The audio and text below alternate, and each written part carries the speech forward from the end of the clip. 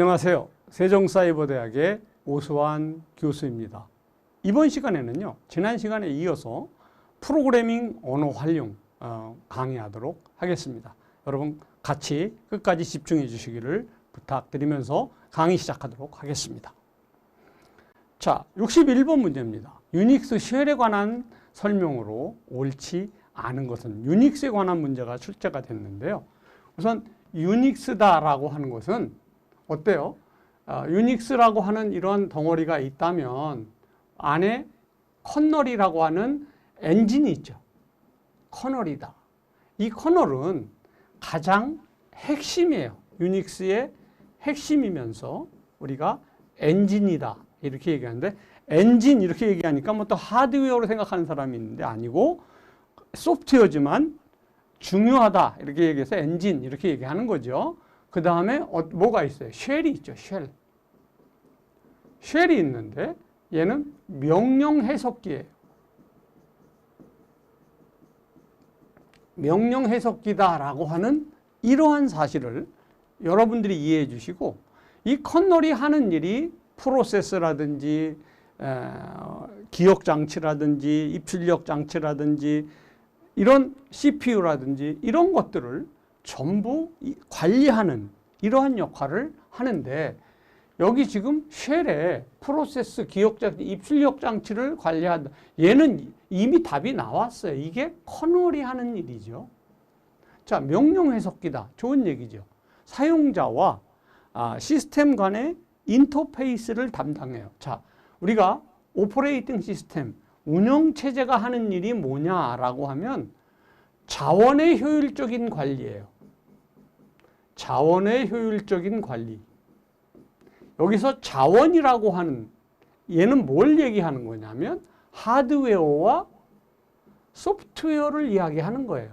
그러니까 프로세스, CPU라든지 기억장치, 메모리라든지 입출력 장치라든지 뭐 통신 장치라든지 이런 것들을 프로그램이라든지 이런 걸 전부 관리하는 게 바로 운영체제가 하는 일인데, 그 중에서도 커널이 이런 일을 하고요.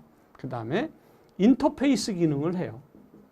인터페이스라고 하는 게 연결 기능 아니에요. 그래서 사용자와 시스템을 연결해 준다. 뭐 이런 것들을 담당하는 이러한 얘기인데, 여러 종류의 쉘이 있다. 세 번째, 여기 뭐 C쉘, 본쉘, 뭐 배시쉘 여러 가지 쉘들이 있으니까 그건 맞는 얘기인데, 4번에 프로세스 프로세스, 저건 CPU지요. 기억 장치, 메모리지요.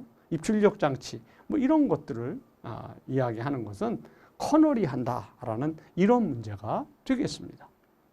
그래서 유닉스의 구성에 대한 이야기, 커널과 쉘이 있다라고 하는 이 얘기입니다. 자, 커널이라고 하는 것은 유닉스의 가장 핵심이다, 엔진이다 이렇게 얘기하고, 프로세스 관리, 기억 장치 관리, 입출력 관리, 파일 관리, 프로세스 간의 통신, 데이터 전송 뭐 이런 역할들을 커널이 해요. 쉘이라고 하는 것은 사용자 명령어를 인식하는, 즉 명령 해석기예요. 또 시스템과 사용자 간의 인터페이스 역할을 해줘요. 도스의 커맨드 컴과 같은 이런 기능을 수행한다라고 하는 이런 얘기가 돼서 정답은 4번이 되는, 프로세스, 기억장치 관리, 파일 관리는 누가 하는 거예요? 커널이 하는 겁니다 라고 하는 이러한 이야기가 돼서 답은 4번입니다. 이런 문제가 되겠습니다. 다음 문제 보시죠. 다음 내용이 설명하는 소프트웨어의 취약점은 뭐냐라는 거예요. 자, 메모리를 다루는데 오류가 발생해서 잘못된 동작을 하는 프로그램의 취약성을 지금 이야기하고 있는 이러한 이야기인데요. 자, 한번 같이 보시죠. 자, 우선 FTP 바운스 공격이다 라고 하는 것은 FTP 서버가 목적지를 검사하지 않는 취약점을 이용하여 공격 대상의 열린 포트를 찾아내는 이러한 기법이에요. 그 다음에 SQL 삽입, SQL 인젝션은 전문 스캔 프로그램 혹은 봇넷을 이용해서 웹사이트를 무차별로 공격하는 과정에서 취약한 사이트가 발견되면 데이터베이스 등 데이터를 조작하는 보안의 약점을 이용하는 이러한 방법을 SQL 삽입이다 이렇게 얘기하고, 그 다음에 디렉토리 접근 공격이다라고 하는 것은 데이터 입출력 경로를 조작함으로써 허가되지 않은 디렉토리에 무단으로 접근해서 자원을 수정하고 삭제할 수 있는 이러한 보안의 약점을 이야기하는 이런 문제가 되겠습니다. 그러면 여기서 버퍼 오버플로우라는 거 하는 건 뭐예요? 여기 메모리 버퍼 안에 용량을 넘치도록 이렇게 하는 이러한 약점을 이야기하는 거겠죠. 그래서 답은 버퍼 오버플로우가 되는데, 버퍼 오버플로우는 메모리에 저장할 수 있는 데이터보다 더 많은 데이터를 입력해서 프로그램이 정상적으로 작동하지 못하도록 하는 이러한 보안의 약점을 이야기해서 정답은 3번의 버퍼 오버플로우다 라고 하는 이런 문제가 되겠습니다. 자바에서 사용되는 출력 함수가 아닌 것은 어떤 것이냐 그러는데, 시스템 아웃 프린트 하면 그냥 그 한 줄에 쭉 찍는 거죠. 그 다음에 시스템 아웃 프린트 ln 하면 라인 줄 바꾸는 거니까 줄 바꿔서 찍는 거죠. 시스템 아웃 프린팅 없어요. 이런 명령은 아예 없으니까 얘가 답이죠. 시스템 아웃 프린트 f는 포맷에 맞춰서 찍는 이런 얘기가 되는 거죠. 자, 우선 메소드 앞에 클래스 명인 시스템 아웃이라고 하는 클래스 명령을 쓰고요. 그다음에 프린트를 주겠죠. 그래서 프린트는 그냥 그대로 찍는 거예요. 그다음에 ln은 줄 바꿔서 다음 줄에 처음으로 옮기는 거고요. 프린트 f는 포맷, 즉 서식을 지정해서 출력을 하는 이러한 내용이 되겠습니다. 그래서 정답은 어때요? 프린팅이다. 얘가 3번인 시스템 아웃 프린팅은 없습니다. 라고 하는 이러한 내용이 되겠습니다. 다음 문제 보시죠. 자, 결합도가 낮은 것부터 높은 것으로 쓰십시오. 라고 했는데, 제가 이거 암기하는 방법까지 알려드린 내용 아닙니까? 내, 공, 외, 제, 스, 자. 그래서 여기가 결합도가 제일 높은 거고요. 여기가 제일 낮은 겁니다. 그러니까 얘는 낮은 거에서부터 높은 거 순으로 이렇게 나가는 거죠. 낮은 곳에서 높은 것부터니까 자료결합도부터 시작을 하면 되죠. 자료결합도 니은이네요. 그 다음에 스탬프 결합도 리을이네요. 그 다음에 제어결합도 비읍이네요. 그 다음에 외부결합도 미음이네요. 그 다음에 공통결합도 디귿이고 내용결합도 기억이니까 디귿, 리을, 비읍, 미음, 디귿, 기억.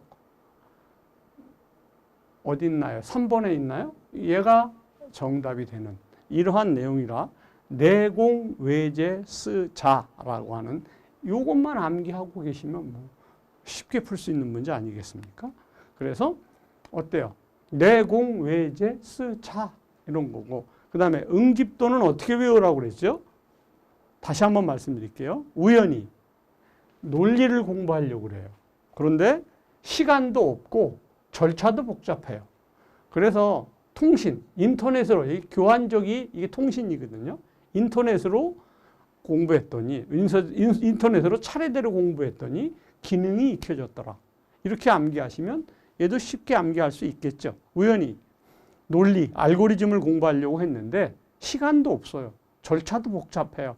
그래서 인터넷으로 순차적으로 공부했더니 기능이 익혀졌더라 하는 이러한 내용의 응집도를 하는 거고요. 그 다음에 결합도는 어때요? 응집도는 높여야 되고 결합도는 떨어뜨려야 된다. 응고 결적까지 여러분들이 암기하시면 뭐 이런 문제 나올 때 쉽게 풀 수 있는 이런 내용입니다. 자, 그래서 정답은 어때요? 3번이다 라고 하는 이러한 내용이 돼서 내공, 외제, 스, 자라고 하는 이러한 내용입니다. 다음 문제 보시죠. OSI 7계층 중 네트워크 계층에 대한 설명으로 틀린 것은 어떤 것입니까? 그랬는데 패킷을 발신지로부터 최종 목적지까지 전달하는 책임을 지는 거예요. 그 다음에 한 노드에서 다른 노드로 프레임을 전송한다. 이 프레임이라고 하는 단어가 어디서 나오는 거예요? 얘는 우리가 데이터 링크 계층이라고 하는 데이터 링크 계층에서 프레임이라고 하는 단위로 데이터를 전송해요. 맥 주소와 프레임이라고 하는 것 기억하라고 했는데 여기 단어가 나왔어요. 네트워크 계층은 아니죠. 네트워크 계층이라고 한다면 얘는 패킷 단위로 움직여야 되겠죠. 그다음에 패킷의 발신지와 목적지의 논리 주소를 추구한다. 라우터 또는 교환기는 패킷을 전달 경로를 지정하거나 교환 기능을 제공한다라고 하는 거죠. 자, 여기 물리계층이다라고 하는 것은 여기 기계적, 기능적, 절차적, 정기적인 특성에 대한 규칙을 정의하는 거라고 그랬어요. 자, 물리계층은 이렇게 컴퓨터가 있으면 여기 인터넷 얘를 어떻게 연결할 거니? 그런 어떤 기계에 어떤 기능이 어떤 절차로 할 거니?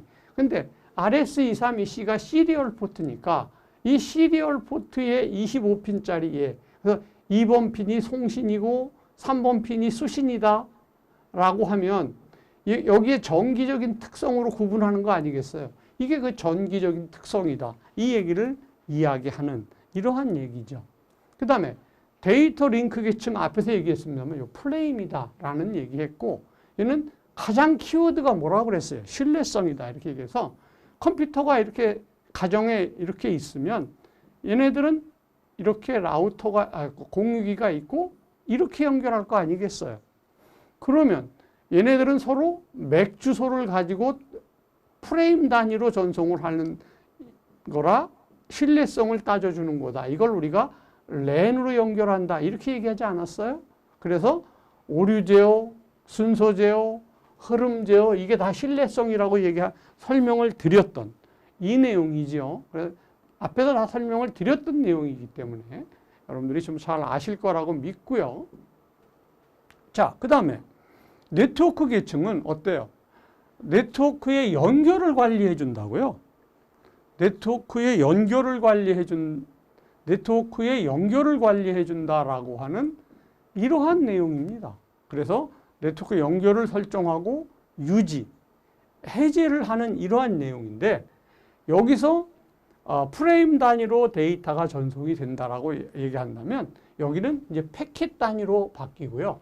여기서 맥 주소라고 한다면 여기는 IP 주소로 바뀌어준다라고 하는 거예요. 그러면 우리가 다시 한번 얘기하면 이 맥 주소를 IP 주소로 변환한다. 이게 RARP다. 이렇게 얘기했고 IP 주소를 맥 주소로 바꿔준다. 이게 ARP다. 이렇게 얘기했던 이러한 내용이죠. 그리고 나서 전송 계층은 TCP와 UDP가 중요해요. 얘도 신뢰성이에요. 근데 얘는 웬에 대한 신뢰성이고 데이터 링크 계층은 랜에 대한 신뢰성이에요. 이렇게 얘기를 했었죠. 그 다음에 TCP는 어때요? 연결성이다. 그 다음에 UDP는 비연결성이다. 라고 설명을 드렸죠. 그 다음에 세션 계층의 중요한 것은 관련성을 대화를 제어를 담당하고 그 다음에 동기점이라는 거죠. 오류가 있는 데이터의 회복을 위해 사용되는 것으로 서로 동기를 맞춰주는 이런 역할을 한다는 거죠. 그 다음에 세션 계층은 어때요? 부호와 암호화, 압축하는 거고 그 다음에 응용 계층은 HTTP 80번 포트를 이용해요. 그 다음에 FTP 21번 포트를 사용해요. SSH 22번 포트를 써요. 그 다음에 텔넷 23번 포트를 써요. SMTP 25번 포트를 써요. 그래서 이 25번 포트가 이메일이다라고 이야기를 하는 거 아니겠어요? 그래서 얘를 거꾸로 설명하면 여기 SMTP 서비스를 이용해서 우리가 이메일을 발송하게 되면 응용 계층에서 우리가 이메일을 작성해 보내면 표현 계층에서 그 이메일을 암호화하고 압축하고 해킹당하지 않도록 변환을 시켜주겠죠. 그리고 나면 어때요? 상대방 측과 동기를 맞춰주기 위해서 세션 계층에서 대화 제어를 담당하겠죠. 그러면 이제 다시 전송 계층으로 넘어가면서 TCP가 연결을 시켜줄 거 아니겠어요. 그럼 TCP가 연결을 해주면 이 네트워크 계층의 어때요? 패킷 단위로 IP 주소로 넘어갈 거 아니겠습니까? 그러면 이제 상대방 여기까지는 웬의 세상이었는데 이 웬의 세상에서 랜의 세상으로 들어가려면 이 IP 주소는 뭘로 바뀌어야 돼요? 맥 주소로 바뀌어야 되겠죠. 이거. 어드레스 리소스 프로토콜을 해야 되겠죠. 그리고 난 다음에 패킷 단위는 프레임 단위로 변환해서 상대방 모니터에 어때요? 표현이 될 수 있어야 된다라고 하는 게 OSI 7레이어예요. 이 얘기를 여러분들에게 설명드렸던 이러한 문제 아니겠습니까? 그래서 얘는 어때요? 답은 2번에 프레임은 네트워크 데이터 링크 계층에서 하는 거야 라고 하는 이러한 사실을 여러분들이 이해하시고, OSI 7레이어는 뭐 필기나 실기에서도 다 출제가 되는 영역이기 때문에 여러분들이 좀 잘, 이번에 다시 OSI 7레이어를 강의했습니다만은 잘 좀 기억을 하셔야 되는 이러한 내용이 되겠습니다. 다음 보죠. 다음 C 언어 프로그램이 실행되었을 때의 결과는 어떻습니까? 그랬어요. 그러면 얘는 지금 A는 3이고 B는 4고 C는 2고요. 그 다음에 R1, R2, R3가 정수로 되어 있어요. 그런데 여기서 지금 B가 4보다 작거나 같으면 B는 4니까 같으니까 진실이에요. Yes예요. True예요. C가 2와 같습니까? 2니까 True예요. True. 1이라고요. 그러면 1과 1을 5하니까 R1은 1이 되겠죠. 그 다음에 R2는 A가 0보다 큽니까? A가 뭐 3이니까 0보다 크지요. B가 5보다 작습니까? 맞잖아요. True잖아요. 그러면 얘도 R2도 True가 되는 거죠. 1이 되는 거죠. 그런데 C는 2였는데 2의 부정이니까 R3는 0 되는 거죠. 그러면 여기에 1과 0을 더하면 답은 2가 나오겠네요. 그래서 퍼센트 D에 의해서 2가 인쇄되는, 정답은 얘가 인쇄가 되는 건데, 같이 보죠. 정수형 ABC를 각각 선언하고 3, 4, 2로 초기화하는 거죠. 그 다음에 얘가 B가 얼마예요? 3이니까 3은 작거나 같잖아요. 그러니까 B가 4인가요? 4면 어쨌든 진실이잖아요. 얘도 C가 2니까 진실이잖아요. 그러니까 R1은 1이 나온다. 이런 얘기죠. 그 다음에 얘도 마찬가지로 어때요? 둘 다 진실이니까 1이 나온다. 그래서 또 C의 부정은 0이 나온다. 이런 얘기에서 그 내용들을 전부 더하면 여기 0이 나온다. 이런 얘기고, 그걸 다 더하면 2가 출력이 된다라고 하는 이러한 내용이라, 뭐 앞에서 다 설명한 내용들을 제가 이렇게 말로 다시 한번 이렇게 정리가 된 내용입니다. 그래서 결론은 뭐가 나오냐? 2가 출력이 된다라고 하는 이러한 내용이 되겠습니다. 다음 보시죠.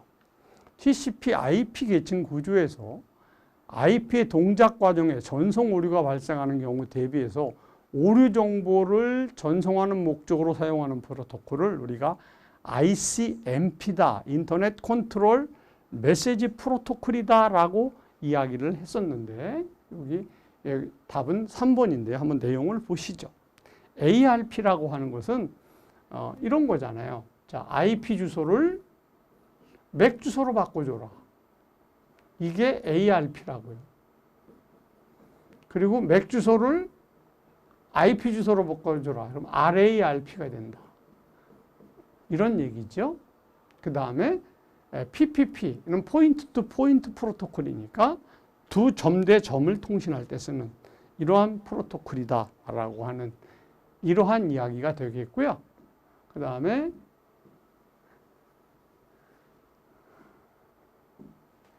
인터넷 제어 메시지 프로토콜, 이 ICMP라고 하는 것은 네트워크 장치 내에 데이터 전송과 관련된 문제를 전달하기 위한 이러한 프로토콜이에요. 그런데 얘는 분산형 서비스 공격을 하는데도 사용할 수 있는 이러한 인터넷 메시지 프로토콜이 되겠다라고 하는 것이고, 얘는 메시지가 얼마나 잘 도달 시간이 적절하게 도달이 됐는지, 잘 전송이 됐는지 뭐 이런 것들을 볼 수 있는 이러한 메시지 프로토콜이다라고 하는 이러한 내용이 되겠습니다. 그래서 정답은 어때요? 3번에 ICMP가 정답이 되는 이러한 내용이 되겠습니다. 68번 뭐죠? 유닉스 운영체제에 관한 설명으로 틀린 것은 어떤 것입니까? 그랬는데 우선 먼저 운영체제라고 하는 것을 한번 우리가 구분을 해볼게요. 이 운영체제에는 서버용 운영체제가 있어요. 이 서버용 운영체제는 유닉스, 리눅스 이런 애들은 전부 서버용 운영체제. 얘는 서버용 운영체제가 하는 건 뭐냐면 멀티 유저가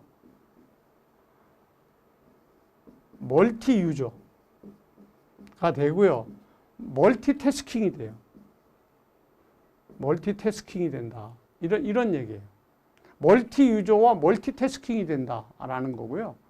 그 다음에 클라이언트용 운영체제가 있어요. 클라이언트.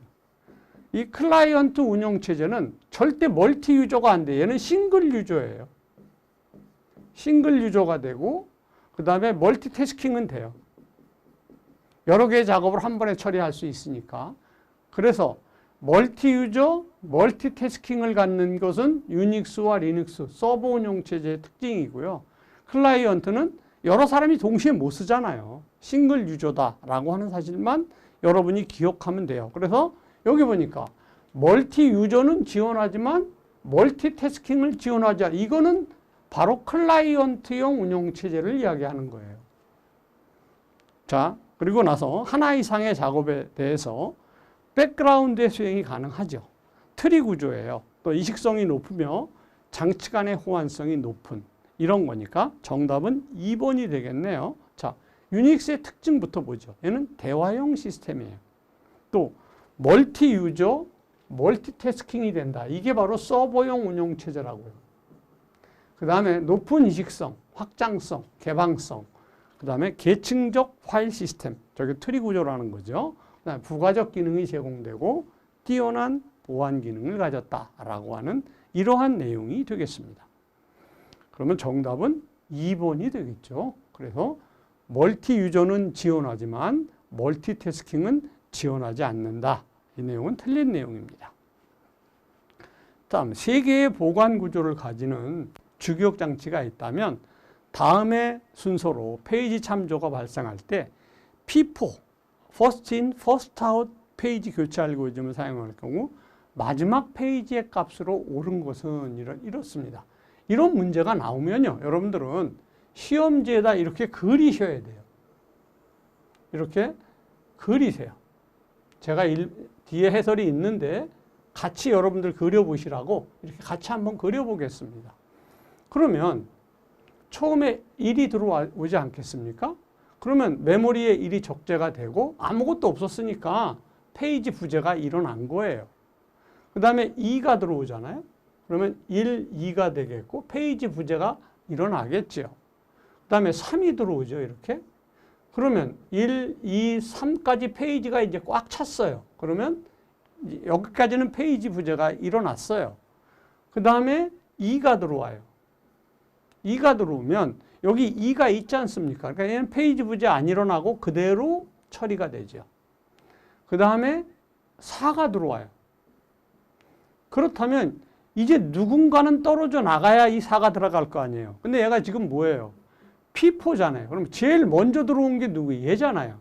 그러니까 제일 먼저 들어온 걸 떨어뜨리는 거예요. 그러면 4, 2, 3이 되고 페이지 부재가 일어나는 거죠. 그 다음에 2가 들어오네요. 2가 들어오면 여기 2가 있으니까 4, 2, 3 페이지 부재 발생 안 해요. 그 다음에 3이 들어오네요. 그러면 3이 있으니까 4, 2, 3하고 페이지 부재 발생 안 해요. 그러면 1이 들어오네요. 그럼 이제 누군가 떨어져 나가야 되는데 누가 제일 오래됐죠? 2가 제일 오래됐잖아요. 그러니까 4, 1, 3이 되고 페이지 부재 발생하는 거죠. 그 다음에 마지막으로 3이 들어왔는데 3은 여기 있으니까 그대로 4, 1, 3 되고 페이지 부재 안 일어나는 거죠. 그러니까 마지막에 되는 것은 4, 1, 3이 돼요 라고 해서 정답은 4, 1, 3이 돼요 라고 하는 이러한 문제입니다. 자, 여기 보시니까 이렇게 그림이 그려져 있지요. 앞에서 설명드렸으니까 여기 마지막에 4, 1, 3이 돼요 라고 하는 이러한 내용이고 페이지 부재에 대한 설명을 지금 이야기하고 있는 이러한 내용으로 보시면 되겠습니다.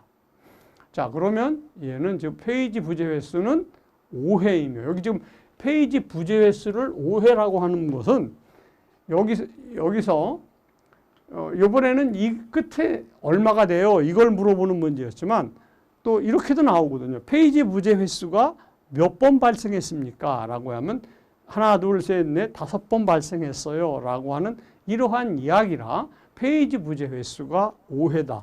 마지막은 413이 된다. 라고 하는 이러한 내용으로 이해하시면 되겠습니다. 그래서 답은 413이다. 이거 표시하다가 보니까 얘까지 빨개졌네요. 정답은 2번입니다. TCP IP 프로토콜에서 TCP가 해당하는 건 당연히 전송 계층 아니에요. TCP와 UDP. 앞에서 여러분 OSI 7레이어 강의만 기억하셔도 답은 바로 보이는 이러한 내용이라 이는 트랜스포트 계층이 정답이 되겠다라고 하는 이러한 내용이 되겠습니다. OSI 7레이어에서 여기 지금 필요한 장치가 아니라 실제 접속과 절단 등 기계적, 정기적, 기능적, 절차적 특성은 당연히 물리계층 아닙니까? 그러니까 1번의 물리계층이 정답이 되겠다. 이건 앞에서 다 강의한 내용이라 그냥 이렇게 간단하게 문제만 보고 넘어가도록 하겠습니다. 다음 자바 프로그램이 실행됐을 때 결과는 어떻습니까? 라는 거예요. 자, 자바 프로그램 한번 보시죠. 여기 지금 메인부터 본다라고 하고 A는 1이고 B는 2고 C는 3이고 D는 4예요. 그리고 int max와 mn을 정수로 놓고요. A가 B보다 작으면 B를 하래. B 값을 넣으래요. A가 1이고 B가 2니까 당연히 적잖아요. 그럼 mx는 얼마가 돼요? mx는 2가 돼요. 라는 거죠. 얘가 yes고 얘가 no니까요. 그러고 나면 mx가 1과 같습니까? 아니요. else로 가야죠. 그러면 b가 mx보다 적습니까? mx가 지금 2인데 b는 얼마예요? 2잖아요. 그러니까 안 맞잖아요. 이거 같은데 작냐고 하니까 c 값이 들어가야 되니까 mn에는 얼마가 들어갑니까? mn에는 3이 들어가야죠. 그래서 프린트 아웃 mn을 찍었으니까 얘가 찍혀야 되네요. 그러니까 답은 얘가 나와야 되는 거죠. 자, 여기 이렇게 제가 까만 번호로 다 설명을 해놨어요. 그래서 A가 B보다 적습니까? 당연히 적으니까 B 값인 2가 들어가요. 1이냐고 물으니까 아니니까 여기로 가야죠. 그래서 B가 MX보다 MX 지금 2인데 B도 2거든요. 적지 않으니까 C 값이 MN으로 들어가요. MN C 값 찍으면 되니까 3이 찍힌다라고 하는 이러한 내용이라 답은 3번이 정답이 되겠습니다. 라고 하는 이러한 문제입니다. 다음 보시죠. 다음 메모리 관리 기법 중 워스트핏을 사용할 경우 10K의 프로그램이 실행되기 위해서는 워스트핏이라는 게 뭐예요? 메모리가 가장 큰 데 들어가는 거 아니에요? 그런데 여기 20은 있습니다만 이 사용 중에는 절대 못 들어가는 거예요. 사용 중에는. 그러니까 프리에 들어가야 되니까 16으로 들어가면 되겠죠. 그래서 NO5가 정답인 이런 내용이니까 이럴 때 10K가 들어가니까 6K의 내부 단편화가 생긴다라고 하는 내부 단편화, 외부 단편화도 여러분들이 이해하고 계셔야 됩니다. 그래서 얘는 어때요? 다음으로 넘어가 보면 NO5에 저장이 됩니다. 라고 하는 이러한 사실을 여러분들이 보실 수 있습니다. 다음 보시죠. 응집도에 대한 이야기네요. 응집도의 종류 중 서로 간에 어떤 의미 있는 연관관계를 지니지 않은 기능 요소로 구성되며 서로 다른 상위 모듈에 의해 호출되어 처리상 연관성이 없는 서로 다른 기능을 수행할 때 하는 응집도가 뭡니까? 라고 하는 것인데 얘는 우연적인 응집도를 얘기하는 거예요. 그래서 우연적 응집도다 이렇게 얘기해요. 서로 간에 어떤 의미가 있는 연관관계도가 없는 기능 요소로서 구성될 경우 응집도를 얘기할 때 우연적 응집도다 이렇게 얘기하고 서로 다른 상위 모듈에 호출되어 처리상 이 연관성이 없는 서로 다른 기능을 수행할 때의 경우에 응집도를 이야기할 때 우연적 응집도다 이렇게 얘기하고, 논리적인 응집도, 시간적 응집도, 절차적 응집도. 근데 여기서 지금 우리가 시간적인 응집도와 통신적인 응집도는 한번 좀 보셔야 돼요. 시간적 응집도 한번 볼게요. 연관된 기능이 보다기보다는 특정 시간에 처리돼야 하는 활동을 모듈에서 처리할 경우, 예하거든 절차적 응집도를 좀 보셔야 돼요. 절차적 응집도는 모듈이 다수의 기능을 가질 때 모듈 안의 구성 요소들이 그 기능을 순차적으로 수행할 경우의 응집도예요. 그러니까 순차적 응집도 이렇게 쓰기가 굉장히 쉬웠거든요. 그러나 절차적이라는 것도 뭐예요? 그 다수에 관련된 기능을 순차적으로 처리하는 게 절차 아니겠어요? 그러니까 이 순차적인 것은 모듈 내의 한 활동으로부터 나온 출력값이 다른 활동이 사용할 경우에 응집도를 이야기하는 거예요. 그러니까 여기 순차적 나왔다고 순차적 응집도라 이렇게 생각하시면 안 된다. 얘는 오히려 절차적이다라고 하는 사실을 여러분들이 기억해 주시고, 나머지는 요 강의 자료들을 참조해서 보시면 되겠습니다. 그래서 얘는 우연적 응집도다라고 하는 요 4번이 정답이 되겠다라고 한 이러한 내용이 되겠습니다. 다음 보시죠. 다음은 파이썬으로 만들어진 반복 코드이다. 이 코드의 결과는 어떻습니까? 라는 거예요. 우선 얘는 이 while 루프가 true다. 얘는 무한 루프를 도는 거예요. 이게 떨어졌으면 이게 조금 안으로 들어왔어야 되는데 이게 조금 표현이 좀 어설프네요. 하여튼 들어왔다라고 생각하시면 요 A, B, C를 반복하는 거예요. 그런데 continue가 있기 때문에 얘는 계속 돌아가는 거예요. 그러니까 무한대로 돌아요. 그래서 A, B, C가 반복적으로 출력이 된다. A, B, C 출력이 반복된다가 정답이 되겠어요. 만약에 얘가 여기에 브레이크가 있었다. 이렇게 되면 A, B, C만 찍히는 거죠. 그래서 무한 루프와 컨티뉴를 이해할 수 있느냐라는 것을 물어보는 이러한 얘기라 A, B, C가 반복적으로 출력이 됩니다. 라고 하는 1번이 정답이 되겠습니다. 다음 문제 보죠. C 언어 연산자 우선순위가 높은 곳에서 낮은 것으로 바르게 된 것은 어떤 것입니까? 그랬는데 이럴 때는 괄호가 있으면 괄호부터 하고요. 그 다음에 단항 연산자를 찾아줘야 돼요. 단항 연산자라는 게 뭐예요? 플러스 플러스 마이너스 마이너스 낫 이런 거, 나 혼자 계산하는 거, 무부 이런 것들이 전부 단항 연산자거든요. 한번 보시죠. 연산자의 우선순위는 괄호부터 하는 거예요. 그래서 괄호하고요. 그 다음에 이렇게 단항 연산자들을 하는 거예요. 논리부정 낫 이렇게 단항 연산자고, 그 다음에 산술 연산자 곱하기 나누기 나머지 더하기 빼기. 그 다음에 어떻습니까?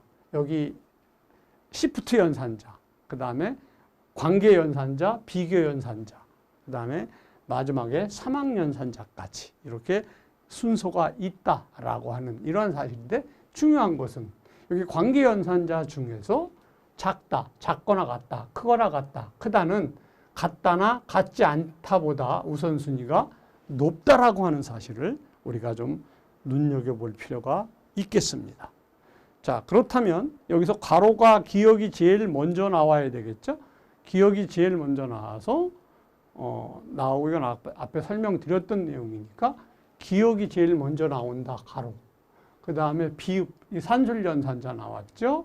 그 다음에 리을, 이게 시프트 연산자죠? 그 다음에 디귿, 관계 연산자, 그 다음에 니은, 이게 비교, 그 다음에 이거 논리 연산자까지 이렇게 돼서 답은 1번이 정답이 되겠다라고 하는 이러한 내용이 되겠습니다. 77번 문제 보도록 하죠. 모듈화에 대한 설명으로 틀린 것은 어떤 것이죠? 우리가 모듈화다라고 하는 것은 이렇게 하나의 블록을 만드는 거잖아요. 그래서 너는 입력 모듈이야. 너는 처리 모듈이야. 너는 출력 모듈이야 해서 이렇게 모듈을 하는 이유는 뭐예요? 프로그램을 조립해서 좀 더 재사용이라든지 프로그램들을 좀 쉽게 만들어 보자라고 하는 거예요. 이걸 우리가 뭐 함수로 얘기할 때는 서브루틴과 펑션으로 표현할 수 있죠. 모듈의 수가 증가하면 상대적으로 모듈의 크기가 커진다. 이건 말이 안 되는 얘기잖아요. 자, 메모리라는 것은 메모리의 용량은 한계가 있어요. 근데 이 모듈이 커지는데 어떻게 모듈의 수가 증가하는데 모듈이 커지겠어요? 그럼 메모리가 꽉 차서 안 되겠지요. 그래서 이건 일단 말이 안 되는 얘기고요. 모듈화는 시스템의 지능적으로 관리할 수 있도록 해주며 복잡도 문제를 해결해 줄 수 있고요. 유지보수와 수정을 용이하게 하는 거죠. 자, 보시죠. 모듈이라고 하는 것은 소프트웨어 설계에서 기능 단위로 분해하고 추상화되어 재사용 및 공유 가능한 수준으로 만들어진 단위가 되겠습니다. 모듈화라고 하는 것은 소프트웨어 성능을 향상시키거나 시스템의 디버깅, 시험, 통합 및 수정을 용이하도록 하는 설계 기법 중에 하나가 되겠습니다. 그래서 여기 모듈의 크기가 커진다. 이거는 잘못됐다고 얘기했죠. 이건 메모리 용량도 그렇고요. 이론적으로 맞지 않는 이러한 얘기가 돼서 정답은 2번이 정답이 되겠다라고 하는 이러한 문제입니다. 다음 보시죠. C 언어에서 정수 변수 AB에 1과 2가 저장되어 있을 때 다음 결과로 옳은 것은 어떤 것이냐라고 하는 거예요. 그렇다면 여기서 어느 것부터 연산을 해야 되느냐 이걸 지금 우리가 따져주는 거 아니에요. 여기서 봤을 때는 산술 연산을 제일 먼저 해야 되겠죠. 그래서 산술 연산을 하고 자 자료를 보시면서 하죠. 이렇게 산술 연산 다음에 뭐 해요? 시프트 연산자 해야 되겠죠. 그리고 나서 어때요? 얘네들 계산하고 마지막으로 요 AND 계산하면 되겠죠. 그러면 자 우선 A와 B에 1과 2가 들어갔다고 그랬어요. 그러면 얘가 1번이니까 B가 1이니까 여기 3 되겠네요. A에 1이 B에 2가 저장이 돼 있다. B에 2가 저장돼 있다. 그러면 여기 4가 되겠네요. 그 다음에 A를 시프트한다. 1이라는 게 네 자리만 써보겠습니다. 여기서 왼쪽으로 시프트한다. 이렇게 되면 0010이 돼서 얘가 1이면 얘는 2 아닙니까? 또 한 번 시프트하면 4가 되겠죠. 그 다음에 또 시프트하면 8이 되고요. 그러니까 왼쪽으로 시프트하는 건 곱하기 2가 되는 거예요. 그러니까 얘는 2가 되는 거예요.